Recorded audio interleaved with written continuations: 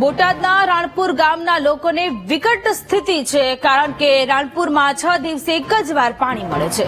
25,000ની વસ્તી ધરાવતું તાલુકા કક્ષાનું ગામ છે, છતાં પણ મુશ્કેલી પડી રહી છે। ગ્રામ પંચાયત પાસે સ્ટોરેજ માટે વર્ષો જૂની એક જ ટાંકી છે।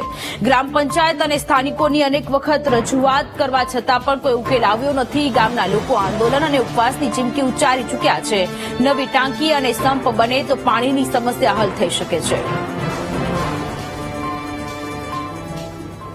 100 દિવસે બદલે જો રાણપુરની જનતાને 3 દિવસે પાણી મળે તો વધારે સારું। તંત્રને અનેક વાર રજૂઆત કરવામાં આવે છે, ઉપર મંત્રીઓને રજૂઆત કરવામાં આવે છે, લેખિત મૌખિક જયારે પણ નાની મોટી રાજનેતાઓની મિટિંગ હોય ત્યારે પબ્લિક દ્વારા અનેક વાર રજૂઆત કરવામાં આવે છે, છતાંય આને કોઈ ઉપર લગીને રજૂઆત કરવી છતાંય કોઈ સાંભળતું નથી। હમણાં થોડા ટાઈમ પહેલા રાણપુર પ્રાંત દ્વારા મિટિંગ કરવામાં આવી હતી, રાત્રિ સભા કરવામાં આવી, ત્યારે પણ ઉલ્લેખ કરવામાં આવ્યો હતો કે ભાઈ રાણપુરની અંદર 2 સમ છે અને ભાદર નદી ચાલુ છે, છતાંય 100 દિવસે પાણી મળે છે તો પણ તંત્રને જાગતું નથી, જોતું નથી। આટલા વર્ષ થઈ ગયા, હજી સુધી રાણપુરમાં એક પણ ટાંકી, એક પણ સમ કોઈ મંજૂર થયો નથી।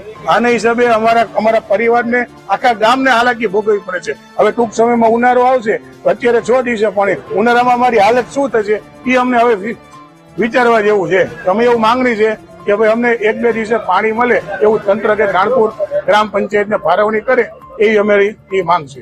આમાં અમે 3 વર્ષથી અવારનવાર રજૂઆત કરી છે। સાંસદ સભ્ય, ધારાસભ્ય શ્રી અને તમામ મુખ્યમંત્રી સુધી અમે જડબાતોડ રજૂઆત કરી છે। અમે આમરનાથ ઉપવાસ ઉપર બેસવાની ચીમકી પણ આપેલી છે અને આખું ગામ આમરનાથ ઉપવાસ બેસવા તૈયાર પણ છે। અમારી પાસે સ્ટોરેજ કેપેસિટી નથી, અમારી પાસે માત્ર એક ટાંકી, એક સંપ છે। એટલે જો ખરેખર સરકાર શ્રી જો નાણાં ફાળવે અને તાત્કાલિકમાં ધોરણે જો આ ટાંકીને સંપ બનાવી આપે તો જ અમે રોજે રોજ પાણી આપી શકીએ, નહીતર આખા ગામમાં ભડકો થઈ જવાની શક્યતાઓ છે।